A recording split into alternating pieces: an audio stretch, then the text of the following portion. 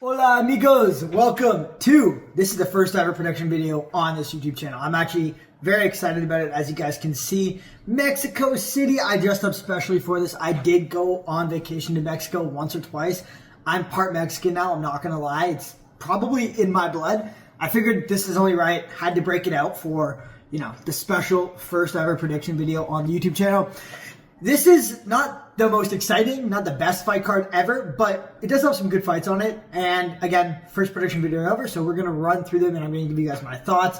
I'm a huge fan of Brandon Moreno, and having him headline an event again, especially one in Mexico City, is going to be awesome.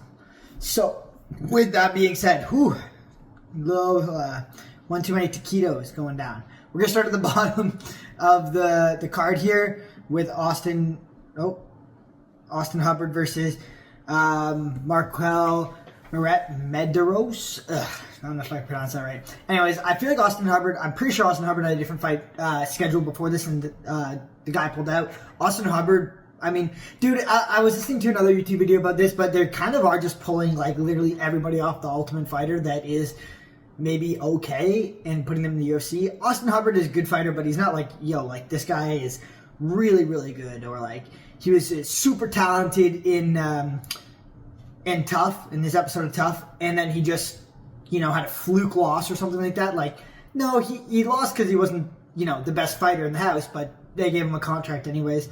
Again, the other video, Lucas Tracy, I think, was saying that they're basically just like using these guys to fill Apex cards and stuff like that. And I mean, I could see that, and I mean, it's kind of what they're doing here. They're just kind of like firing somebody in there, like Austin Hubbard. You know, we're not looking at Austin Hubbard like, yo, he's going to be in the top 10 one day. It's like, okay, we need to add a fight to a card. Maybe we're putting against somebody that's a prospect that, you know, we want to give a shot in the UFC or something like that. Could be exciting.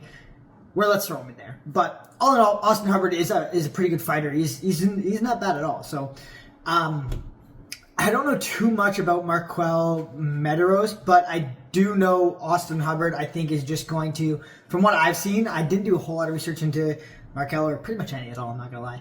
But I do believe Austin Hubbard is going to get it done. He's pretty well-rounded, he's pretty gritty, and he's a tough matchup for anybody that's at that lower level of, you know, the UFC. Anybody past that, like, you know, like anywhere to like mid to like, you know, slightly past mid tier, probably gonna take care of Austin Hubbard. But, you know, first couple fights in the UFC, you're warming into things. It's gonna be a tough fight for anyone. All right, up next we got Jamal Emmers versus Gabriel Miranda. 145. I watched Gabriel Miranda fight. He is really, really good, and honestly, so is Jamal Emmers. I forget. I mean, Jamal Emmers is the 218 favorite. I forget their last opponent, so I'm kind of drawing a blank here. But I do think, just based off of everything I've seen, that Jamal Emmers is going to get it done. I'm not going to dive too deep into this one, but it's going to be a good back-and-forth fight for sure.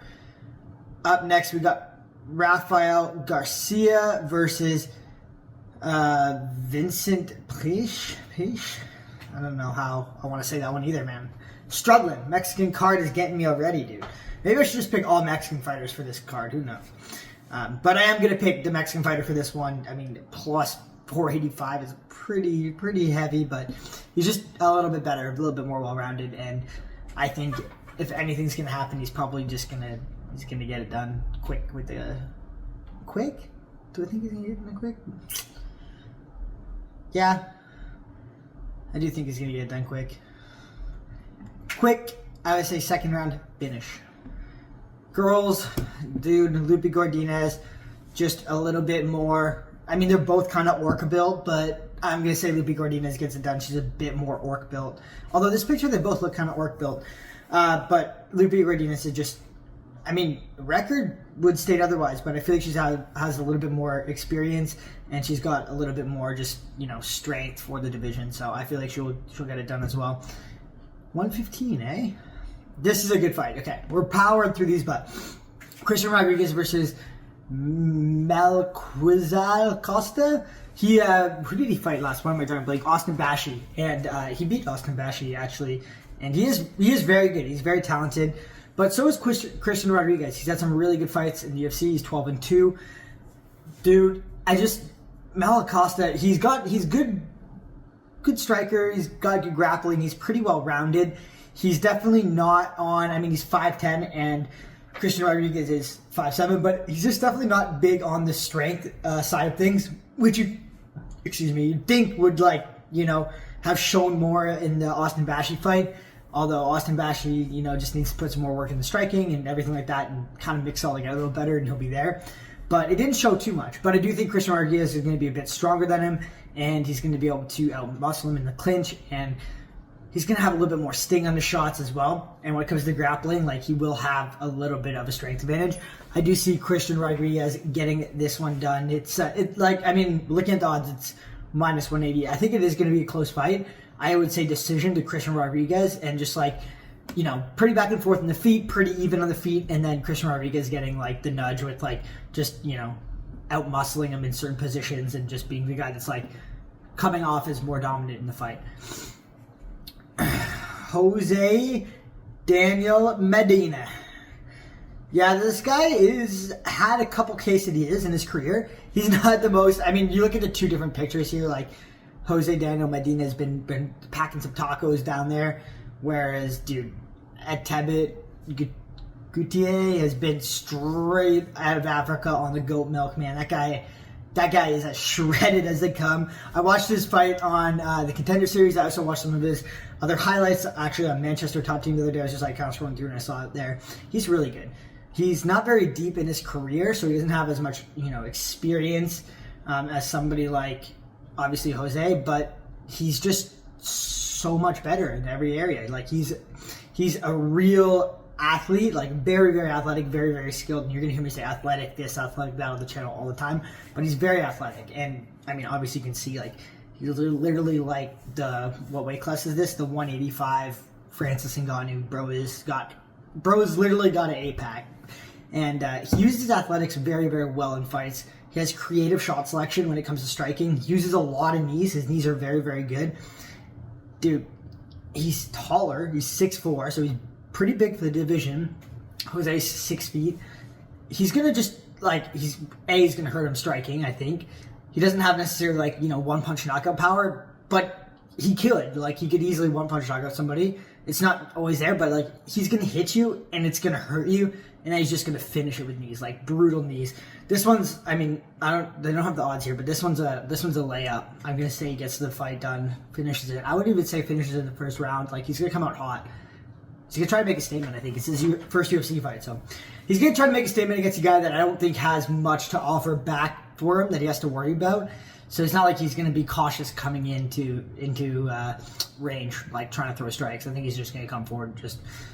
He's going to take maybe a couple shots here or there, but he's going to land something big, hurt him, and just smoke him with these.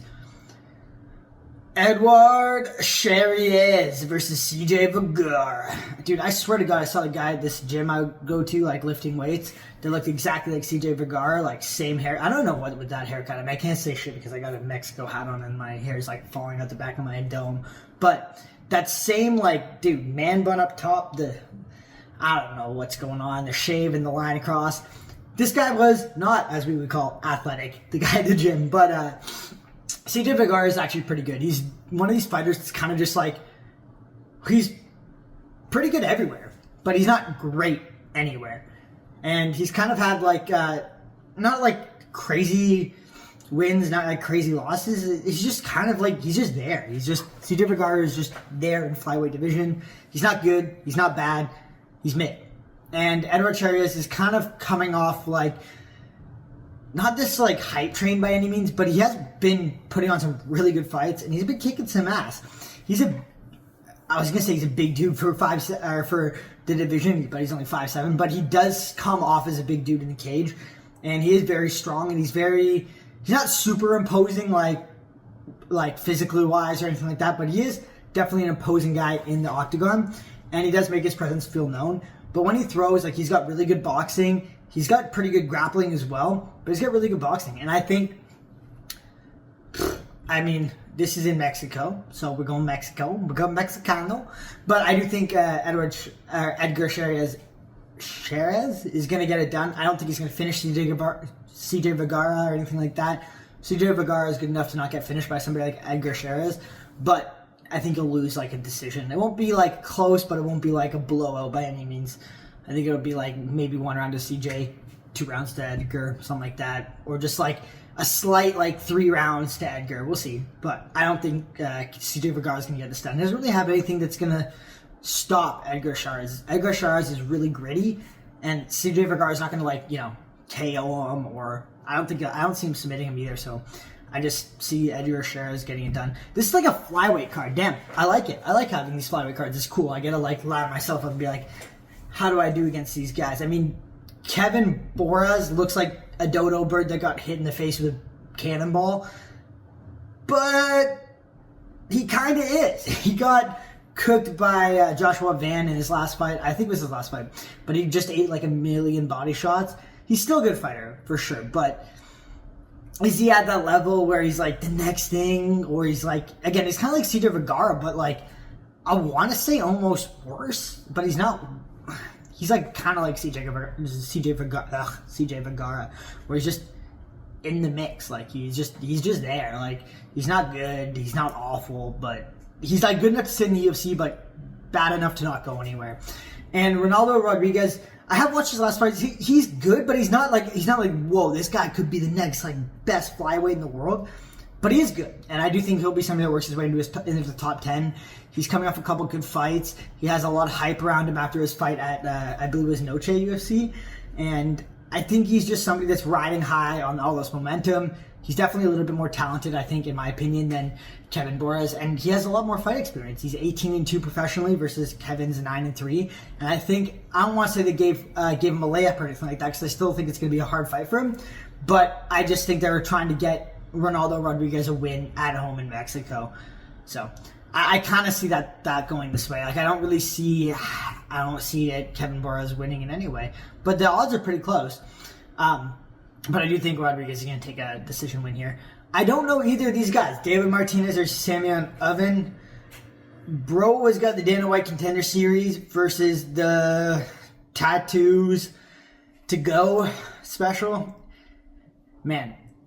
Is this another flyweight fight? Okay, 135. Damn. This guy's pretty big for 5'4". Damn. He's fighting at 135. I'm gonna go with Simeon Oliveira just based off experience. Raul Rosas Jr., the Tasmanian Devil himself, bro. Crazy. He does kind of have a crazy body build with those like wide, broad shoulders to the neck forward, but he's pretty talented. Vince Morales is also good, and he did have a great last fight. He showed a lot of grit for a veteran trying to stay in the UFC, and I really did enjoy his fight. I do think that what they're doing here is they're trying to get Rosas Jr. a win at home in Mexico, same as the previous fight. He's just better, man. He's just better than Vince Morales. He's, again, same as the other fight. He's got a lot of hype. He's got a lot of tension around him. He's trending to be the next big thing in Mexico for Mexican fighters. Like, not next big thing, but like he's trending that way. And he's got a really good ground game. Like he's really good. I heard somebody say that like, his last win against who was it? Why am I forgetting the name, bro? Ricky Tercios was, a really good win. Ricky Tercios sucks, dude. Ricky Tercios, I don't even know how this dude fluked his way to a win on the Tough Series. Maybe everybody else just sucked. Ricky Tercios is, dude, he's just kind of like when I play like any kind of video game and I'm just mashing the buttons with no damage, that's Ricky Tercios. So I wasn't surprised when Raul Rosas Jr. got him out of there. He does have good grappling though, and I do think he can out-grapple Vince Morales. I do think we're going to see a submission from Raul Rosas Jr. probably in the second round, but we'll see. I think, like, again, this one it's not a layup, but it's a fight designed for Rosas Jr. to win, and you can look at the odds. It's minus 300. It'd be pretty on point to bet with him.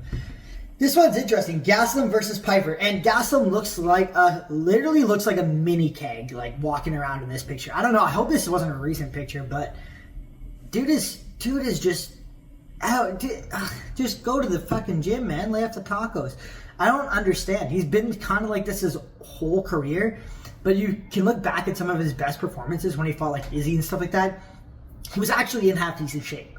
This is shape where like, yo, like, dude, I'm on a quest for gold. Bro, you're on a quest for quesadillas. Like, chill out, man. You're not on a quest for gold if your body looks like that. And it showed in his recent performances. Like, we've seen like the Israel Adesanya performance where he's got this grit, he's got this good striking, and he's got good takedown defense, and he's just a really good, decent, well-rounded fighter. This is not that version of that. And that version of Kevin Gastelum still like the OG good version of Kevin Gastelum, the OP version of Kevin Gastelum, still isn't good enough to win a title or anything like that, I don't think, in my opinion. But this version definitely isn't. His last fight out was against Daniel Rodriguez. And it was a good fight. It was a close fight. But it wasn't an impressive fight. I wasn't like, holy shit, Kevin Gastelum looks really good. I was like, I mean, he looks... And my thoughts while I was watching him was like, he looks worse than he used to. But I guess he's still okay. It's not going to work out well for him in this fight against Joe Pyfer, in my opinion. Like, yes, Kevin Gastelum does have pretty decent striking. And he is, you know, pretty... like used to like fighting people that are a lot taller than him. Joe Pyfer's 6'2", he's 5'9". Joe Pyfer's got a 4-inch reach advantage. But Kevin Gastelum is just he's not gonna outstrike Joe Pyfer. Like, I just don't see it happening. Especially looking like that. Like, he's gonna run out of gas like mid-second to third round, like beginning of third round. So maybe he wins the first round. He probably loses the second round. Definitely loses the third round. Joe Pyfer isn't somebody who's known for having gas tank, but like Kevin Gastelum isn't necessarily either, especially in this shape. And he did kind of get tired in his last fight. But I mean, I think what's going to happen is Joe Pyfer is going to land some big shots on Kevin Gastelum. Kevin Gastelum has a hell of a chin. I don't think he's going to get Kevin Gastelum out of there. I don't think he's going to submit him. I definitely don't think he's going to submit him, but I don't think he's going to get him out of there. And I don't think he's going to KO him. But he's going to land some really big shots. He's going to strike at the same rate as Kevin Gastelum. I don't think he's going to throw much more, but he's going to throw about the same amount. And these big shots, damage-wise and everything like that, are going to make the difference on the scorecards. And it's pretty much just going to be like Joe Pyfer threw the exact same amount, but the shots did way more on Kevin Gastelum, and we noticed it. That's why he wins a decision, in my opinion. And, I mean, the odds are minus 500. Dude, ow. Joe Pyfer had a tough fight out in his last fight, but... he's still good. He's still talented. I'm sure he's got that confidence back. And he's fighting a quesadilla mode of Kevin Gastelum. So, like, he's got a layup here. Manuel Torres versus Drew Dober. Manuel Torres is good, man. He got beat by Ignacio Bahamondes in his last fight, I believe. And I think he got KO'd pretty good. So, but he is good. He's one of these fighters that's like, you know, I'm either going to cook you and take you out, or I'm going to get taken out along the way. But that's not really a game you want to play with Drew Dober. Drew Dober literally, I mean, minus Gene Silva, like pretty much like taking him out. Or not like fully KOing him, but pretty much KOing him. He's literally just a square the whole way. Head's a square, fists are squares, upper body squares, quads are squares. Dude, he's even got just like mega calves. Like, dude is just, he's literally a Minecraft character. Like, Manuel Torres, I don't think is going to take Drew Dober's chin. I don't think he's going to knock him out. But Drew Dober for sure has that possibility against Manuel Torres. And I do think Manuel Torres probably will outstrike Drew Dober a little bit throughout the fight. But Drew Dober's going to land a big shot throughout this fight at one point, and he's going to hurt Manuel Torres. And that's, whether that's the fight or not, it's going to win that round. And I do see it, like, I do see him TKOing Manuel Torres. I do think that if he doesn't TKO Manuel Torres, it's going to be like a couple big shots late in the round or at the beginning of a round that swing the decision in his favor. But he's either going to, I would say, a second to third round KO or a win on the scorecards. But I do see him getting him out of there. It's a pretty close fight, though. I mean, people have Manuel Torres winning. I think Drew Dober's back, bro. I think Drew Dober's back. I want him back. Let's get him a win. Let's get Drew Dober a win here. Dude, this fight is sick. Kind of. I honestly... Dude, there's a lot of hype around Steve Erceg. He's not my favorite character. He's kind of just boring, in all honesty. It's like... It's that, like, nerd that's, like, in your school classroom that's, like, you know, he's cool enough where you say hello, but, like, you don't want to invite him over for snacks after kindergarten mode. Like, you're like, yo, like, nice toy, but, like, also don't come over to my house for apple juice afterwards. Brandon Moreno is sick. I want Brandon Moreno to win, but in all honesty, I do think Brandon Moreno is probably going to get the win here. Steve Erceg is good. Steve Erceg's striking is really good. What Steve Erceg has going for him in the striking is he finishes fights. When is the last time we've seen Brandon Moreno get KO'd? We haven't. He's fought Figgy. He's taken the biggest shots you can possibly take. He's Mexican. Like, on Mexico City, fighting in Mexico City on the main event. He's not getting knocked out by Steve Erceg. I'm calling it right now. Steve Erceg is not going to be the guy that knocks out Brandon Moreno. And Brandon Moreno's striking output is insane. Like, he outstrikes, like, outworks, outthrows Steve Erceg 3-1. And a lot of these flyweight fights go to decision. Brandon Moreno's throwing 3-1 against Steve Erceg. He's got really fast hands, really good boxing. So does Steve Erceg, but really fast hands, really good boxing. He throws a lot. He mixes in the kicks super well. Steve Erceg doesn't necessarily mix in the kicks as well as Brandon Moreno, not even close.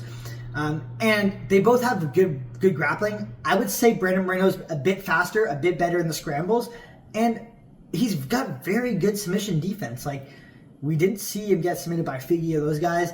He's not really going to get submitted by Steve Erceg. I just don't see it.